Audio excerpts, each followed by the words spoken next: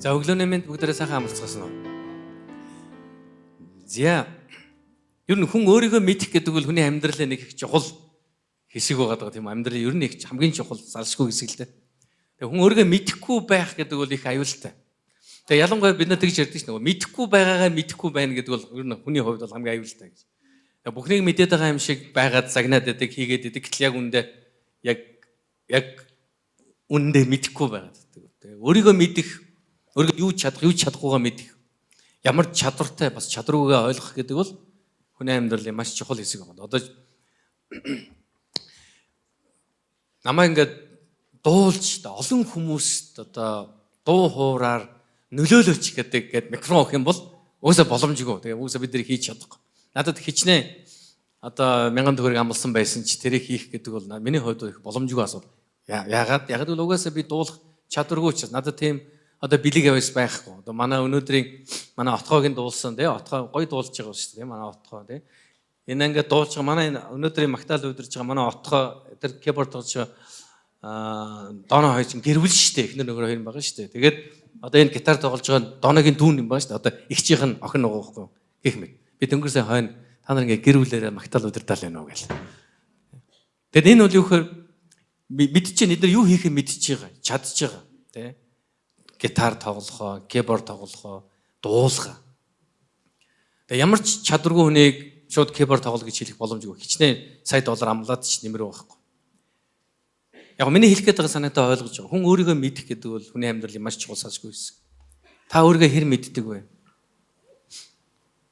Тэгээ өнөөдрийн нийгэмд ер нь бол маш олон залуучуудыг, ялангуяа залуучуудыг би онцгойлж байгаа шүү.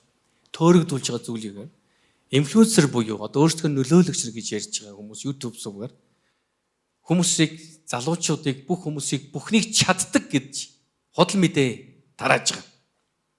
За энэ бол нэг хэлцүүд худал мэдээ. Тэгээ юу гэж хэлж ирэхээр бас ингэж хэлж ийн л та. Хүний боол битгий бай. Өөрийнхөө эзэн бай. Хүнд битгий ажил. Өөрийнхөө бизнесийг эхлүүл.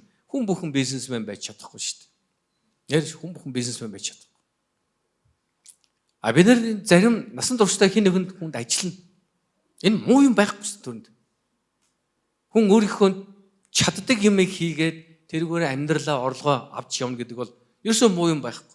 Хүмүүстэй харьцуулах гэдэг бол хамгийн том тэнэглэл байхгүй.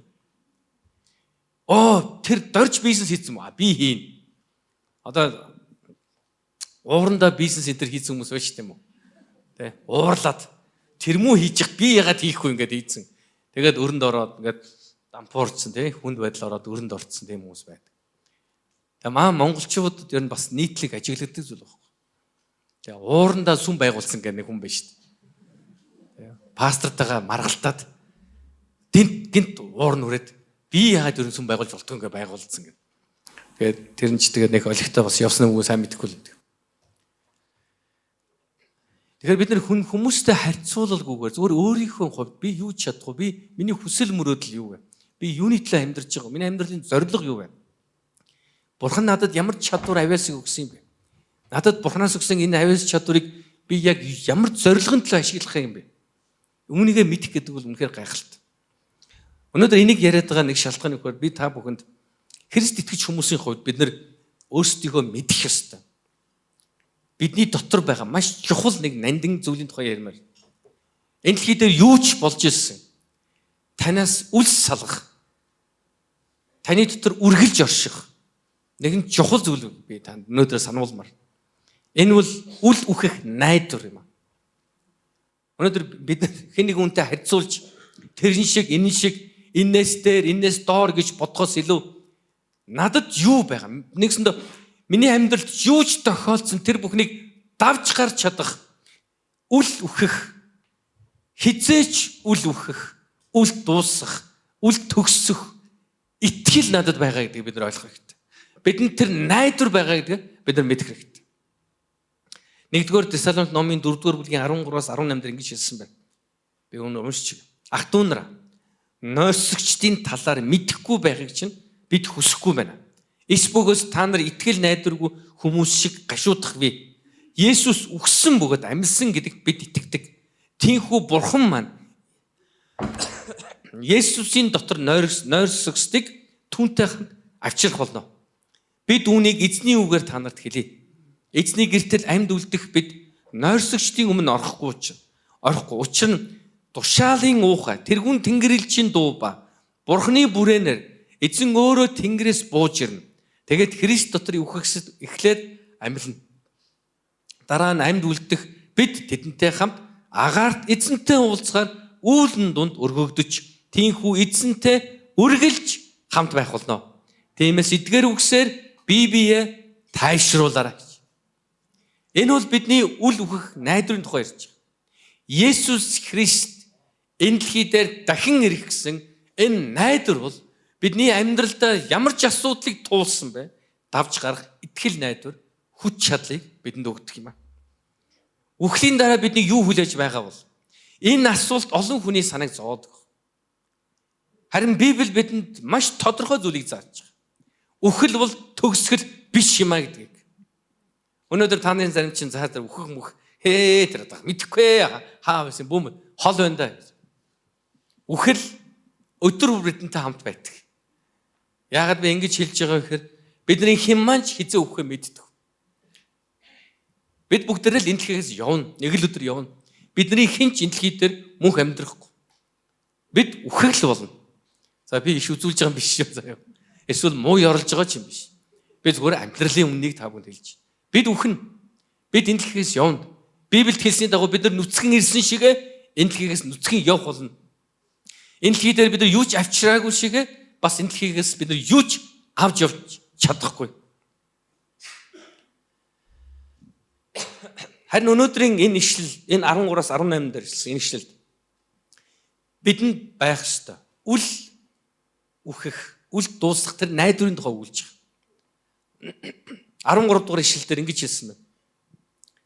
Та нар нойрсогчдын талаар мэдэхгүй байхыг чинь би хүсэхгүй байна. Тэгээд ингэж хамгийн сонирхолтой. Та нар итгэл найдваргүй хүмүүс шиг гашуудах вэ гэсэн.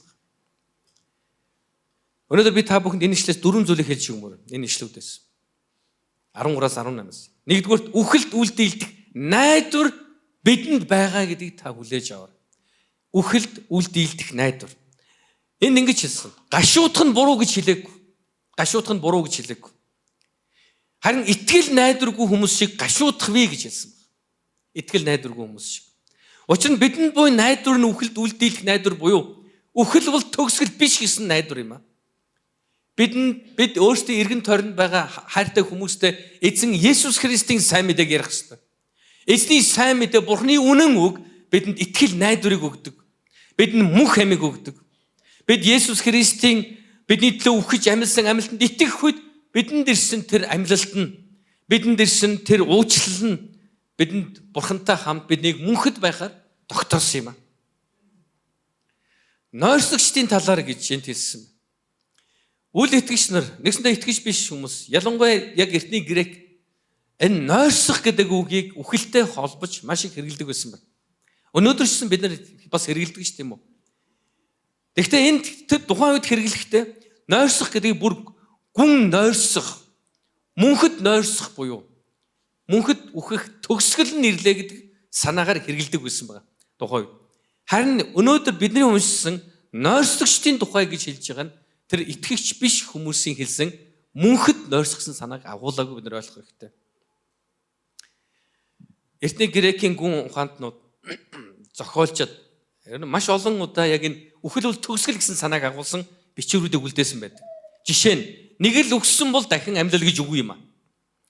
Мөн өөр нэгэн хүн юу гэж хэлсэн байдаг вэхээр амьд байгчдын дунд л найдвар оршдог бөгөөд үхэстэд ямар ч найдвар байхгүй гэсэн.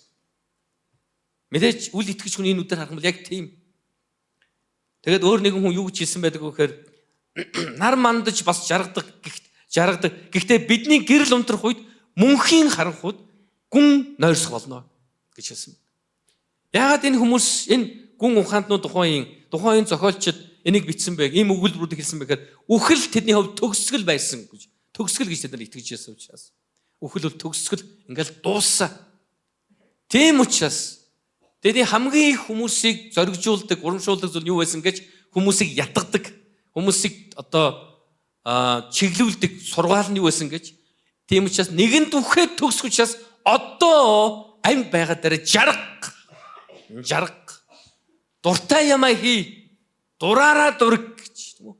Өөрийнхөө юу дуртай 9 хүслийг биелүүлж амьдр.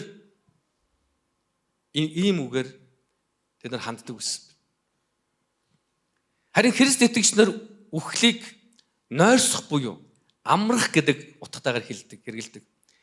Түр зүрх гэсэн санаагаар мөнхөд нойрсох гэсэн санаа байхгүй.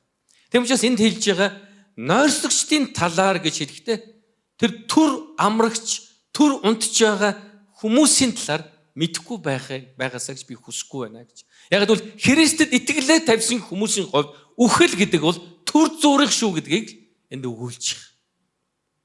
Та нар англиар тэр оршуулгын газар гэдэг үгийг мэднэ үстэй тий? Cemetery гэж хэлдэг тийм үү? Cemeteries гэдэг. Оршуулгын газар. Өнөөдөр бид нар ингэж хэрэгжилж байгаа. Гэхдээ яг үүндээ cemetery гэдэг үг үүний үүсэл нь хаанаас өгөхөр ихний үүсэл нь грек хэлний унтлагын өрөө амрах газар гэсэн үгнээс үүсэлтэй. Тэр яагаад эртний итгэгчнэр яг энэ cemetery гэдэг үгийг хэрэгжилж ирсэн бэ гэхээр Христ итгэгч хүн нас барах нь төгсгөл дээр очиж байгаа юм биш. Үрд мөх алга болж байгаа ч юм биш. Энэ нь түр нойрсож байна. Энэ нь түр амарч байна гэдэг санаагаар хэрэгжилж ирсэн байна. Тэгээд цааш нь ис бөгөөс та нар итгэл найдваргүй хүмүүс шиг гашуудах вэ гэсэн. Тиймээс Христ итгэгч бидний хувьд үхэл нь энэ махан биеийг орхин түр зуурмтаад Бурхны алдард ор сэрнэ гэж үздэг. Энэ бол бидний итгэл найдвар юм аа. Үхлээр амьдрал төгсөхгүй. Мэдээж энэ дэлхийн амьдрал төгсөж байгаа. Харин Бурхантай хамт байх амьдрал маань үхлээр дуусахгүй гэдгийг бидэнд хэлж байгаа. Хэрвээ үхлээр бидний Бурхантай байх амьдрал дуусахгүй юм бол энэ дэлхий дээрх амьдрал үүнээс илүү санаа зовох юм бидэнд байх юм гэж юу?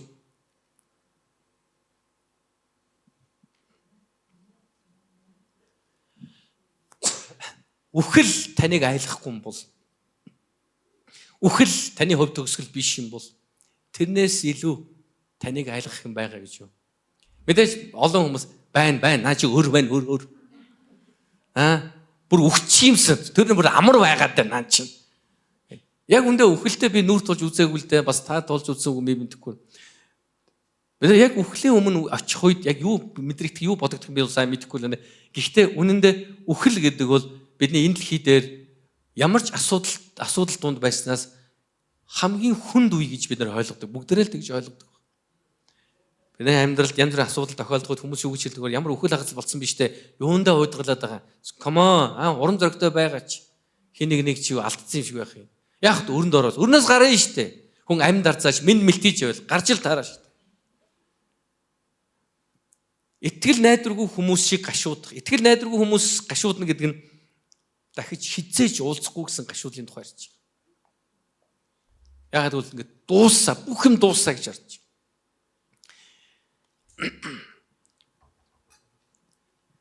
Хэрвээ санаж байгаа бид нар ойр дотныхоо ойр дотныхоо хин нэг холын замд үдэх үед сэтгэл хоосорд гуйнаглах үе байна. Гэхдээ эргэн уулзах болно гэсэн найдварыг тээдэг. Энд магадгүй зарим эцэгчүүд өөрийнхөө өр хүүхдүүдийг гадаад руу сургууль руу явуулж ирсэн баг. Эсвэл энэ байгаа зарим нэгэн хүмүүс өөрийнхөө хамгийн хайртай хүнээ орон нутаг руу урт хугацаагаар явуулж ирсэн баг. Үдэж өгч ирсэн баг. Гунигладаг. Ихтэй эргэж уулзах гэсэн найдвар. Өнөөдөр биднийг итгэж биш, итгэл найдваргүй хүмүүс шиг бишти гашуудаарай гэж хэлж байгаа хамгийн чухал санаа юу гэж яг ийм баг. Бид эргэж уулзнаа гэсэн найдварын тухай ярьж байгаа. Бид эргэж уулзах болно гэсэн найдвар. Хоёрдугаарт нь Есүс эзнэр батлагдсан найдвар байгаа гэдгийг бичээс бидэнд хэлж байгаа. 14 дугаар эшлэлээр. Есүс өгсөн бөгөөд амьдсан гэдэгт бид итгэдэг. Тиймээс Бурхан маань Есүсийн дотор нойрсогчдыг түүнтэй хамт авчрах болно гэсэн. Дахин амьлалт гэдэг бол бидний хувьд хоосон мөрөөдөл биш юм аа амдагтөө. Зүгээр нэг хоосон хүсэл биш. Нэрээ дахин амьлдаг байсан бол сайхан штэ. Дахин амьлдаг гэж сонссон шүү. Йоо тийм байдагч болоосоо гэсэн. Ийм хоосон мөрөөдөл биш. Энэ бол эзэн Есүсээр бидэнд батлагдсан гайхамшигт үйлс юм аа. Есүс Христ бидний төлөө загламаа цовлог нас бараад оршуулгдсан гэж Библи өгүүлсэн. үхлийг ялж амилсан гэж Библиэд бас заасан. Тийм учраас амилалт гэдэг бол батлагдсан амлалт, бидэнд батлагдсан найдвар юм. Тиймээс бид хоосон найдаагүй гэдгээ мэддэг. Христ итгэгч нэгэн нас барах үед бид нас барсны төлөө гашууддаг юм аа. За одоо энэ чухал үг. Энэ та нар заримч бас яахан бас сайн бодох хэрэгтэй шиж магадгүй шүү. Хин нэгэн хүн, Христ итгэгч хүн нас барах үед бид нар тэр нас барсан Христ итгэгч хүний төлөө гашууддаг байхгүй. Итгэгч хүмүүсийн гашуудал. Яагаад гэж? Яагаад гэвэл тэр итгэгч хүн нас барна гэдэг бол энэ дэлхийн амьдрал нь төгсөөд Бурхантай мөнхийн жаргал дотор байгаа учраас түүний төлөө гашуудах шалтгаан бидэнд байхгүй гэсэн үг. Халелуя. Харин бид яагаад гашууддаг гэж? Тэр хүн маань бидэнтэй хамт дахин байхгүй байгаад бид нар гашууддаг. Энэ хүнтэйгээ бид нар хамт байх байсан гэж. Манай хоёр ээж маань манай хадам ээж бол манай төрсөн ээж энэ хоёулаа яг он дараалаад өөд болсон байна. Хоёулаа Христ итгэгч, хоёулаа усан баталгаа хийлгэсэн. Тийм учраас тэр хоёртойгоо уулзна гэсэн итгэл найдвар байгаа. Тийм учраас манай гэрвэл манай эхнэр хүүхдүүд бүгдээрээ хүүхдүүд маань эмээтэйгээ уулзна, хоёр эмээтэйгээ уулзна гэсэн. Эхнэр битэрийн хувьд бол хоёр ээжтэйгээ уулзна гэсэн итгэл найдвар байгаа. Яагаад гэвэл тэд Христийг аврагчаа гэж хүлээж авсан учраас. Манай хүн маань дунд хүн маань 8 настай байхдаа өөд болсон. Та нар зарим бас сонсч ирсэн баг.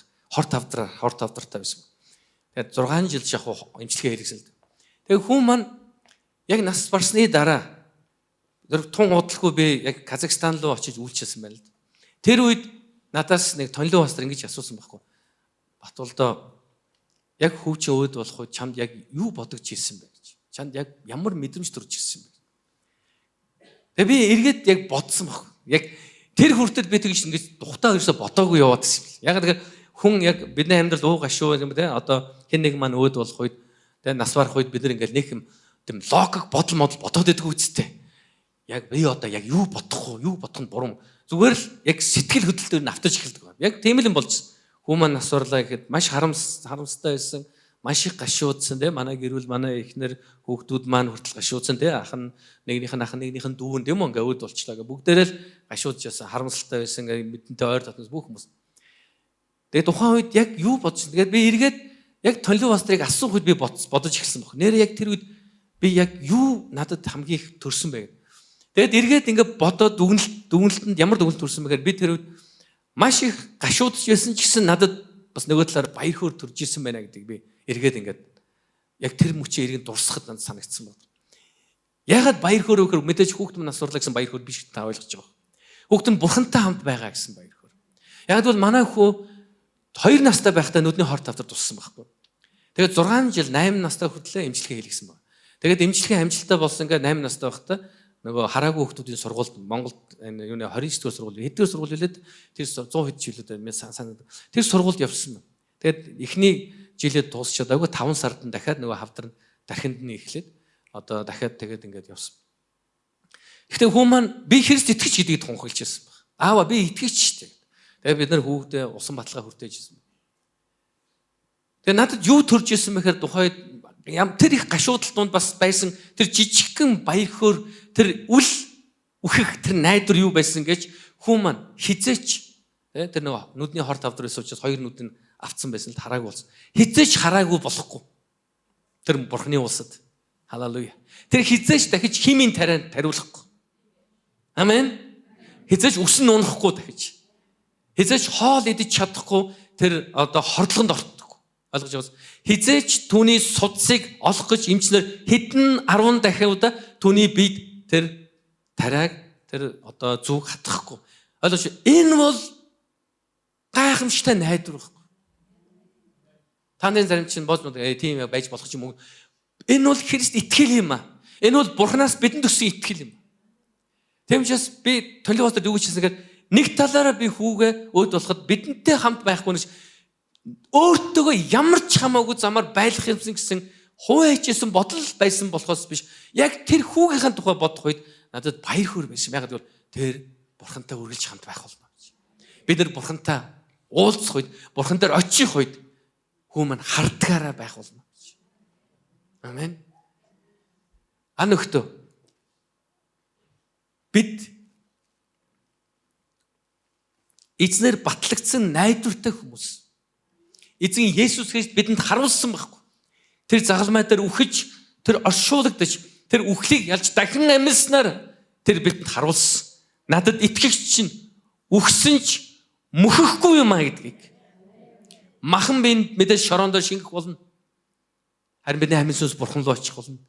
Харин Есүс Христийг дахин ирэх үед бүгдээрээ шинэ биетэйгээр эзэнтэй уулзах болно гэсэн. Халелуя. Энэ бол мөнхийн хизээч үл үхэх батлагдсан найдвар юм. Гуравдугаарт нь Есүс Христтэй нэгдэх найдварыг байгаа гэдгийг бидэнд хэлсэн байна. 15-аас 17 дугаар ишлэлээр бид үүнийг эзний үгээр та нарт хэлье. Эзний гэртэл амьд үлдэх бид нойрсогчдын өмнө орохгүй. Учир нь тушаалын уухай, тэрүүн тэнгэрлэгчийн дуу ба Бурхны бүрээнээр эзэн өөрөө тэнгэрээс бууж ирнэ. Тэгээд Христ дотор үхэгсэд эхлээд амьлна. Дараа нь амьд үлдэх бид тэдэнтэй хамт агаарт эзэнтэй уулзахаар үүлэн дунд өргөгдөж ийхүү эзэнтэй үргэлж хамт байх болно гэсэн. Халелуя. Энэ бол Бурхны бидэнд өгсөн гайхамшигтай амлалт байна. Есүс Христтэй нэгдэх болно гэсэн. Есүс Христ дахин ирэх болно гэсэн. Биднээс төрүүлж эзэн рүү явсан болон одоо амьд байгаа хинч байсан Христийг дахин ирэх үед түүнтэй нэгдэх болно гэсэн. Энэ бол гайхамшигтай найдвар юм аа. Сандагтаа. Эзэн Есүс ирэх юм бол яг өөрийн биеэр ирэх бөгөөд бүх дэлхий түүнийг харах болно гэдэг Библи хэлсэн. Тэс нэг хэсэгэн газар нууцаар ирнэ гэж Библи хэлээгүй. Өнөөдөр өөрийгөө Есүс гэж нэрлсэн маш олон гаж сургаалууд байгаа. Хүмүүс байгаа. Гаж сургаалыг үүсгэсэн. Одоо төгс хүчит Бурхны чуулган гэдэг хятадаас үүдэлтэй. Ийм нэг одоо номлол байна. Гаж сургаал. Өөрийгөө би бол амлагдсан хончин, би бол Есүс Христийн одоо дүр юм а гэж хэлж байгаа хүмүүс байна. Азад байна. Латин Америкт байна, Америкт байна, Европт байна. Дэлхийд даяар юм хүмүүс байна. Гажууд. Есүс өөрөө хүртэл хэлсэн байна. Есүс энд байна, тэнд ирсэн байныг бол бүр сонсоорой гэсэн байдаг. Харин Есүс Христийг ирэх үед бүх дэлхий харах болно гэсэн. Хэрвээ хэн нэгэн хүн өөрийгөө манай пастор чинь манай манай шашны тэргүүн чинь өөрөө Есүс юм байгаа штэ гэж хэлэх үед та юу гэж хариулна вэ? Би тэрийг ирэхийг хараагүй штэ. Хэрвээ Есүс жинхэнэ Есүс ирэх үед би харах ёстой. Библи бидэнд тэгж хэлж байгаа. Энд маш тодорхойсэн. Тэгээд Христ дотор үхэгс эзэн өөрөө тэнгэрээс бууж ирээд үхэгсд болоод амьд багс бүгд Христтэй хамт нэгдэх болно гэсэн. Хуучин гэрээн дээр бүрээн дуугаар Бурхан өөрийн ард түмнээ дуудан цуглуулдаг дохой байсан байгаа бүрээн дуу. Тоолго номын 11-ээс 3 дээр Мөсед хэлсэн байдаг. Чи өөртөө 2 бүрээ хий.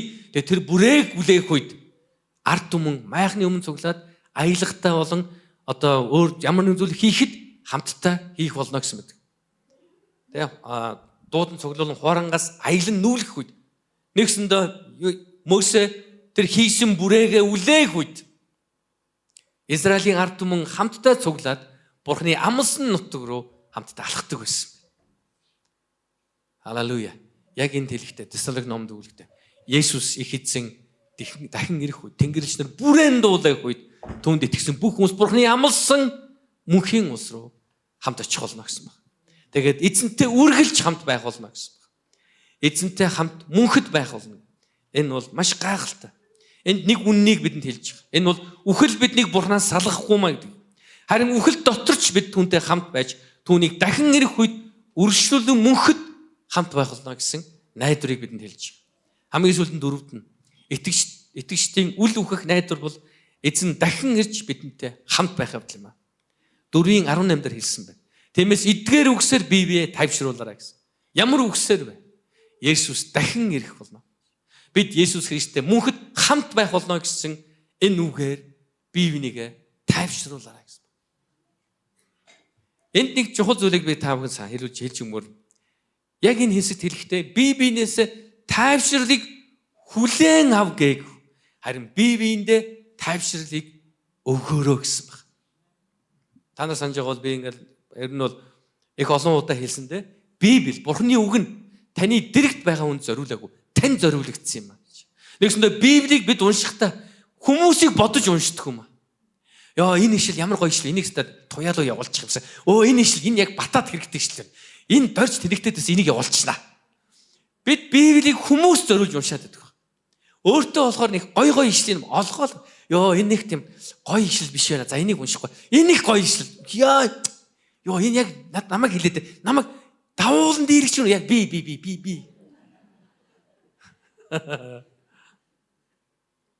Гэтэл үүндээ Библи таны төлөө. Хэрвээ Библийг та өнөөдөр уншиж бол та өөртөө зориулж унших хэрэгтэй. Хүмүүсийг битгий бод, өөрийгөө бод. Бурхан надад үгээ хэлж гин гэж. Өнөөдөр энэ номлыг сонсохдоо хүртэл энэ номл энэ гоё найдварын тухайн номлыг тэр туяа сонссон бол гоё байхгүй. Үгүй та сонсох ёстой учраас энэ байгаа. Халелуя. Өнөөдөр таны амьдрал ямар зовлон дунд байгааг би мэдэхгүй. Ямар бэрхшээлийг та туулж байгааг би мэдэхгүй. Гэхдээ би нэг зүйлийг мэдчихэж байгаа. Та үл үхэх найдвартай хүн. Үл дуусах найдвартай хүн. Таныг юу ч энэ дэлхий дээр зогсоож чадахгүй тэр найдвартай хүн бол та муу юм. Учир нь Есүс Христ тэр найдварыг танд өгсөн юм. Тэгээд ингэж хэлсэн. Бид Бурхны үг түүний амлалтаар бие биенээ урамшуулж, бие биенээ зоригжуулж, бие биенээ тайвшруулаарай гэсэн. Бид нар өөрөөсөө намайг хүн хайрлсан уу гэж асуух нь заримдаа буруу асуулт болдог. Намайг хүн уучлсан уу гэсэн асуулт нь заримдаа буруу асуулт болдог. Өнөөдөр заримдаа ямар асуулт зөв асуулт болдог вэ гэхээр ялангуяа Бурхны үгтэй холбоотойгоор гэхээр би хайрлсан уу гэдэг асуулт зөв асуулт болдог. Би мөнхөг хайрлсан уу? Би Батыг хайрлсан уу? Би амхэр хайрлж чадсан уу? Би доржиг уучлсан уу? Би уучлсан уу? Бусдад өгөөрөөч. Тайвшрлыг өгөр. Бусдыг тайвшруулаа. Гэхдээ юу гэргэж? Эдгээр үгсээр ямар үгс гэж? Христ дахин ирэх үед үгсэн амь бүгд бид Христэд гэсэн итгэлээ тавьсан хүмүүс бид нар тэр найдвар дотор Есүс Христтэй уулзах болно гэсэн найдварыг хэлж биенийг урамшуулаарай гэсэн. Есүс Христ дахин ирнэ гэдэгт итгэх тусмаа бидний хараа дэлхий дээр биш Есүс Христээр тогтдог.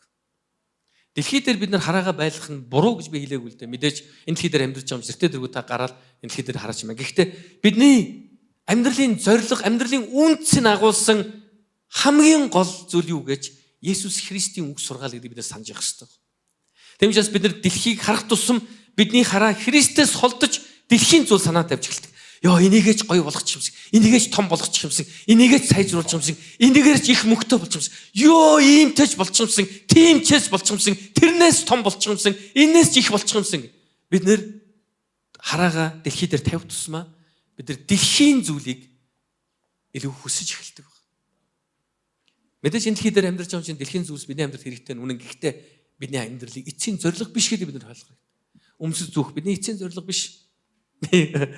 Сая нэг хэд хоногийн өмнө би Шангрилад нэг хүнтэй уулзахгүй юу. Тэгээ хүнтэй уулзчаад явж ирсний гоё нэг пижакны тэр нэг пижак мичиг зарж байгаа дэлгүүр Шангрилагын нэг давхар ямар брэнд юм юу гэлээ Айсая ч л нэг брэнд байна. Яг энд би харж л ирсэн л да. Энийг ч удаа орж үзээгүй. Тэгээ явж ирсэн гинт сонирхол тараад ийшээ орж нүцээ гэдэг. Нэг чика хүн яваал орлоо. Гоё угтаж яваалаа. Та юу сонирч? Би нэг зүгээр там бичиг сонирч. За надад тааргаар юм байна. Та нааш энэ нэстэ гоё ингээл. Үнэхээр гоё мөнгөж гоё өмсөж үтсэн чи чээж мэжрэж яасан сайхан таарч гидсэн л жоохон эвгүй байгаа гэх юм уу. Энэ бол би өөртөө л ажиллах хэрэгтэй юм байгаа шүү дээ. Тэгэл нөгөө хүмүүс та одоо энийг ингээд хойноос нь бид нар угаасаа энэ чинь ингээд бүтэн яагаагүй яагна хүн тааруулж болохоор ингээд манад ирдэг учраас бид ингээд гой тань тааруулж гарын нэг юм байна энэ тийшээ юм байна хойдлын юм байна баг тэгдэж жагаад би ер нь хэдэн төрний юм өмсөд байна гэдгсэн чинь юу гэсэн гэж 14 сая гэсэн юм. Нэг дам бичэг 14 сая. Би тэгэл эста сайхан бичэг байна гэж тайлал гэсэн баг. Ах нь буруу газараа ирчихжээ гэдэг. 14 сая төгрөг нэг бичэг авах гэж юу байх вэ? Тэгээ би интернетээр үзэхгүй нөгөө брендинг хийж байгаа. Тэгсэн чинь тэдний брендинг юунууд яг хямдралтай байгууллагад хамгийн хямдхан $500 болоод $500-аас $4,500 үнэтэй бичэг. 1920 онд байгуулагдсан брэнд гинэ. Тэгээ яг өөр л хэлэлтэй өмсгöd бол мэдээж гэхдээ энэ наснда би 14 саяар бичэг авч өмснө гэж бодохгүй байгаа л да. Энэ бол миний зорилго биш. Яг би энийг яагаад хэлж байгаа гэхээр бидний зорилго тэрнээс илүү гоё юмтай болчихсон. Энэнд гайхуулсан гоё юмтай болчихсон. Энэ эд хөрөнгөн дээр тавихаас илүүгээр мэдээж хэрэглээ. Мэдээж бидний амьдралыг тав тухтай болгох зүйл хэрэгтэй л. Гэхдээ бид хараагаа Христээр байх үед бид нар дэлхийн зүйлд автахаас илүү бид мөнхийн найдвар руу бусдыг дагуулсан зүйлийн тухай бодож эхэлдэг. Бурхны хаанчлыг тэлэх. Нэгсэндээ эзэн дээр бид нар хараагаа тогтогдсон дэлхийг ялж Бурхны хаанчлыг тэлэн итгэл найдвартайгаар амьдарч бас эзэн рүү очих тэр өдрийг бид нар хүсэн хүлээж байдаг. Нэг л өдөр бидэнд очино. Гэхдээ бид нар дураараа эзэн минь юу н ядраад биш явъя гингүүд за яв. Ингэчих юм байхгүй л дээ. Бид хичнээн явахыг хүссэн ч Бурхан таныг байлгах хүсвэл байж л. Бурхан таныг энэ дээр байлгахыг хүсээд байгаа зорилгын үлээ танаар дамжуулж хийх ажил нь дуусаагүй байна л гэсэн. Эцэст нь дүгнэхэд бид энэ үгээр Христ дахин ирнэ гэсэн энэ үгээр би юунийг зоригжуулж явах хэрэгтэй. Би энэ хэлж явах хэрэгтэй. Бидний хэн нэгэн маань итгэлийн найз маань яг энэ үр ширнээсээ болоод бүх хараа нь фокус нь дэлхийн амьдрал дээр төвлөрөөд ийм ч юм байхгүй, тийм ч байхгүй, тэр ч байхгүй, ээж байхгүй гэж байгаа үед бид нар юу гэж хэлнэ гэж найз минь. Бидэнд үл өгөх найдвар байгаа.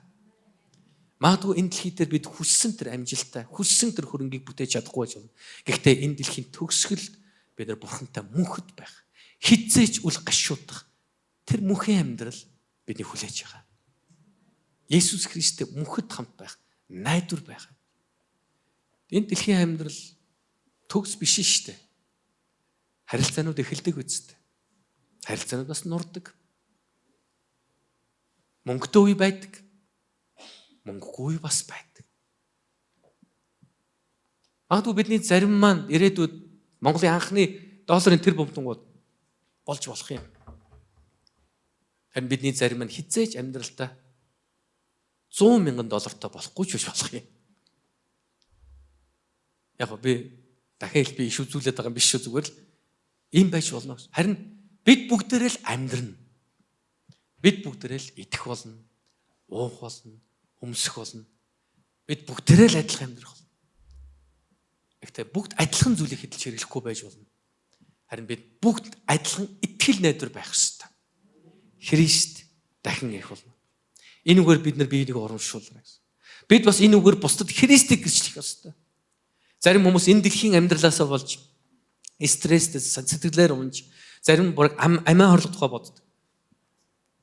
Харин бид тэр хүмүүс найз минь, ах минь, дүү минь, эгч минь энэ дэлхийн амьдрал цорын ганц амьдрал биш дээ гэж. Мөнхийн амьдрал байдаг. Энэ дэлхий дээр бид нар бүрэн дүүрэн аз жаргалтай амьдрч чадахгүй ч харин үрд мөнх Бурхантай аз жаргалтай амьдрах зам байгаа гэж бид нар гэрчлэх ёстой юм. Христийн сайн мэдээг ярих ёстой. Христийн дахин ирэлт бол бидний үл өгөх найдвар гэдгийг бид үргэлж санах хэрэгтэй. Бидний энэ дэлхий дээр хийж буй бүхэн мөнхийн найдварыг хүмүүст хүргэж байна уу гэдэг асуултанд хариулж явах хэрэгтэй байдаг. Бидний өдөр тутмын гаргаж байгаа шийдвэр маань, өдөр тутмын хийж байгаа сонголт маань эсэнд зүгээр би сайхан байна уу гэдгээс илүүгээр би таныг энийг давж хараасаа гэж үсэд байгаа шүү дээ. Илүүгээр мөнхийн найдвар руу бусдыг дагуулж байна гэж. Өнөөдөр бид бараг 20 жилийн өмнө худалдаж аваад цуглаан хийж байгаа энэ барилга юуны төлөө байсан юм? Бусдыг мөнхийн найдвар руу дагуулахын тулд байсан. Энэ барилгад энэ тогтмол үйл ажиллагаа явуулснаас болж та нарын ихэнх нь Есүс Христийг таньж мэдэж мөнхийн найдварыг хүлээж авсан. Бид нар хажууд барьж байгаа барилга юуны төлөө? Бусдыг мөнхийн найдвар руу дагуулахын төлөө. Зүгээр нэг байш, зүгээр нэг бидний үед бид нар зүгээр бахарх төдий зүйл биш вэ? Энэ бол мөнхийн найдвар руу үе үеийн туршид хүмүүсийг дагуулах тэр газар байх болно. Хамногтөө бидний хийж байгаа зүйл бүхэн маань бусдыг мөнхийн найдвар руу дагуулж яана гэж та өөрөөсөө асуух хэрэгтэй. Өнөөдөр Христ итгэгч байх гэдэг бол тэр үл өгөх итгэл найдварыг тайсан амьдрал гэдгийг бид ойлгох хэрэгтэй. Би яг номлын өмнө хэлчихсэн. Хүн өөрийгөө мэдэх гэдэг чухал. Христ итгэж хүмүүс бид нар өөрсдөө мэдэх хэрэгтэй. Бидэнд хизээч үл хугарах, үл устгах, үл төгсөх найдвар байгаа. Мөнгө дуусч болно. нэр хүнд унж болно. Их мэдл үгүй болж болно. Харин бидний дотор байгаа Бурханаас өгсөн найдвар хизээч үл дуусах юм. Энэ найдвар биднийг дахин сэргээх болно, дахин босгох болно. Энэ найдвар биднийг урш алхуулах болно. Энэ найдвар нурсан бүх харилцааг эргэн сэргээж, унсан бүх зүйлийг эргүүлж авах бас боломжийг бид нөхөх боломжтой. Ам нөхдөө бидэнд үл дуусах, үл үхэх найдвар байгаа. Бүгдээ босцгоё.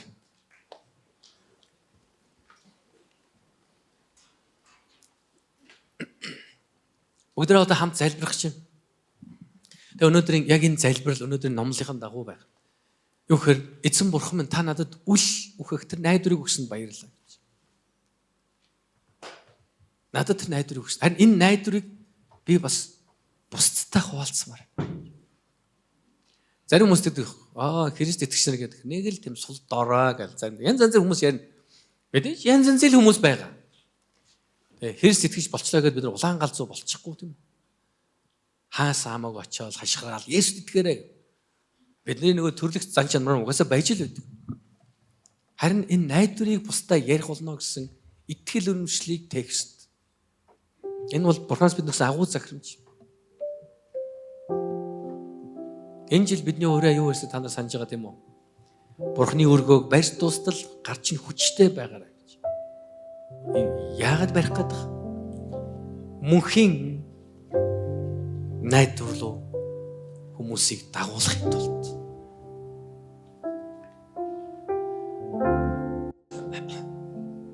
Та нар тэр юуны нэг юм алдартай кино байдаг шүү дээ. Заавал тэр нэрийг би яг сайн санах байгаа. Юуны хний бүртгэл үлээ. Шэндлэрийн бүртгэл үлээ. Тэр нэг еврей хүмүүсийг авардаг нэг бизнесменийн тухай байгаа шүү дээ. Тэр тэгээ яг төгсгөлд яг дуусахтаа. Тэр ингээл өөрийнхөө алтан тэмдгээ бол энүүгээр би 2 хүнийг авах байсан. Тэгэл өөрийнхөө нэг юм гаргаж ирэл энүүгээр би дахиж 3 хүнийг ч аварч чадах байсан. Тэгэл би энэ машинаараа би 5 хүнийг авах байсан ч үл ингээл яриад ингээл маш их харуулсан. Яг тэр өөрийнхөө хийсэн бүх юм хараад тэгтэл сэтгэл дундуур үлдсэн. Инээс илүү би хийж чадах байсан юм аа гэж. Би та бүхнийг ингэж харуулсалтай амьдралаа бид төгсгөрөө л гэж бодсож байна. Өдөр бүр мөнхийн найдвар руу чиглэсэн үүсийг үйлдэлсэн. Амьдралын төгсгөл бид би тэн сайн мэдээ ярих ёстой байсан. Би тэр сүмийн барилга барьж явах би тэгж үрэх ёстой байсан баг. Би тэр сайн мэдээ тэгж явах ёстой байсан баг. Би тэр за эзэн минь уучлаарай. Ийм харуулслаар амьдралын төгсгөлийг бүүдээс өнөөдрөөс өдөр бүр баяр хөөртэйгээр өдөр бүр мөнхийн найдвар руу бусдыг дагуулсан тэр сэтгэлээр амьдраарай. Амен. Орой унтахынхаа өмнө өнөөдөр би Бурхны зорилгын дагуу амьдрч чадсан уу гэж өөрөөсөө асуугаар. Магадгүй зарим өдрүүд та чадаагүй байж болно. Харин та маргааш өглөө нүдэ нээх үед эзэн минь та надад дахин боломж олгож байгаа баярлалаа гэж шинээр амьдрах хэрэгтэй. Бүгдээр залбирцгаая.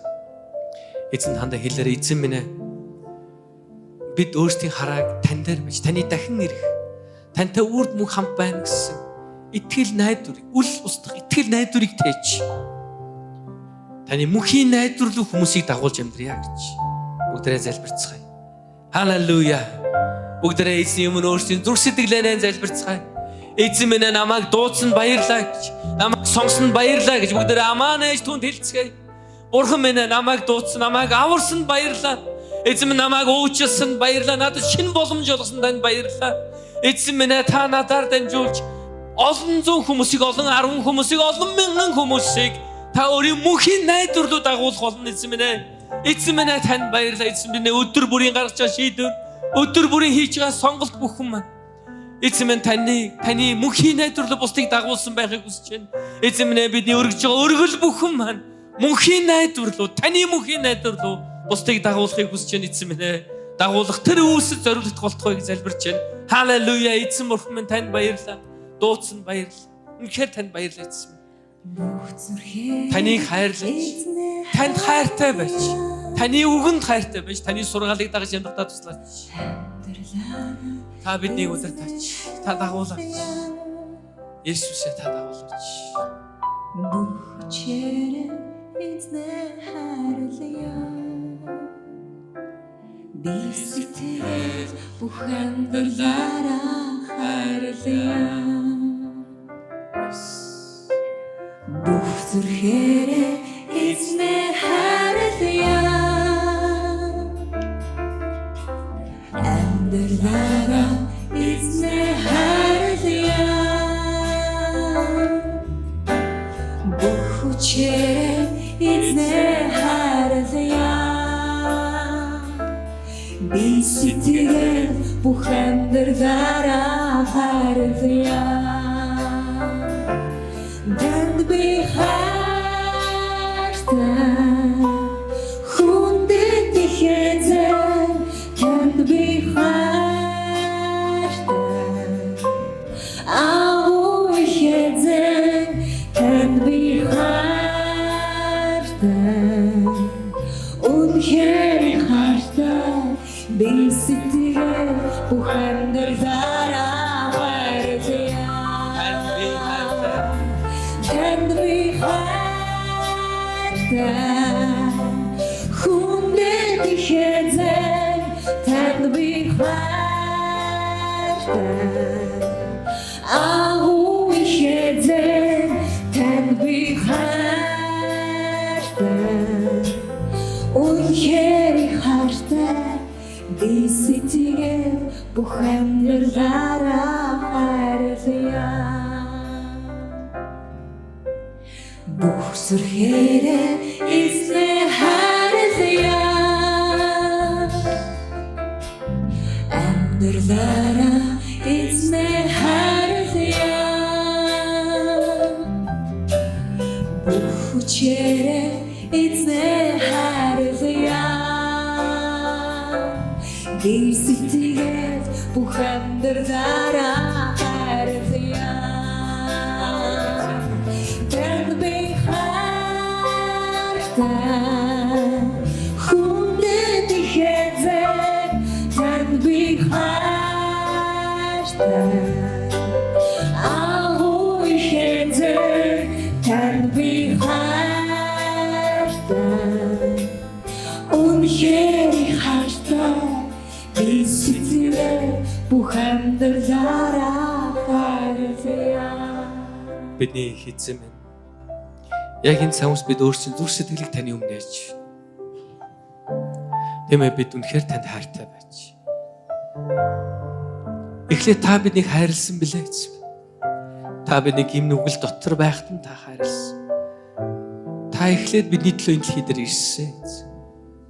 Та бидний төлөө загламай дээр цовлогдсон нас барсан. Та бидний төлөө оршуулгдсан.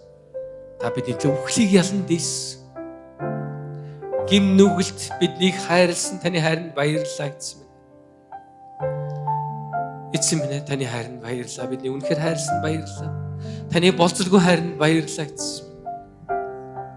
Өдөр бүр бидэнд дахин боломж олгож байгаа танд баярлалаа. Дахин шинээр амьдрах боломж олгож байгаа танд баярлалаа. Их эзэн минь танд баярлалаа. Танд бүх алдрыг өргөе эзэн. Танд баярлалаа эзэн. Эзэн биднийг өөрчлөөрөө эзэн. Бидний дотор цоо шинэ хүнийг та бүтээж өг. Эзэн бид итгэлээр үнэхээр шинэ хүн байж амьдрмаар эзэн минь. Эзэн минь таны ариун бичээс үгүүлсий дагуу харагтун бидний бүх хуучин өнгөрч харагтун бид нар шинэ болсон байна гэж. Өдөр бүр бид нар шинэ байж эзэн минь таны мөнх найдварыг тээж амьдрахад та туслаач. Эзэн минь яг одоо бид өөрсдийн амьдралд байгаа бүх асуудлуудыг таны өмнө өргөж байна. Харилцааны асуудлууд, санхүүгийн асуудлууд эзэн минь танд өргөж байна. Эрүүл мэндийн асуудлууд эзэн минь үнэхээр танд өргөж байна. Та туслаарай эзэн. Та бидэнд өөрийн найдвараараа дамжуулж хүч чадлыг өгөөч. Бидний амьдралд ямар ч бэрхшээл зовлон байсан, ямар ч асуудал байсан тэр бүхнийг давж гарах тэр найдварыг та бидэнд өгсөнд баярлалаа эзэн. Баярлалаа эзэн минь. Бидэнтэй үргэлж хамт байдаг танд баярлалаа. Биднийг үхэх үед ч бидэнтэй хамт байж, мөнхөд бидэнтэй хамт байх Бурхан танд баярлалаа. Бүх алдрыг танд өргөж, Есүсийн нэрээр залбирч байна. Халелуя. Халелуя. Эзэн танд баярлалаа. Халелуя. Өдөр хамтдаа ерөөлийн залбирлыг хүлээн авцгаая. Би та бүхнийг ерөөж өгье. Их эзэн таныг хамгаалж өрөөх болтугай. Эзэн таны дээр өөрийн нүрийг гэрэлтүүлж танд өршөөнгүй байх болтугай. Их эзний тусламж таны дээр байж танд амар тайвныг өгөх болтугай. Эцэгхүү ариун сүнсийн нэрээр би өрөө залбирлаа. Амен. Амен. Халелуя. Эзэн дотор амар тайван гэртээ хараарай. Бурхан тантай үргэлж хамт байх болно.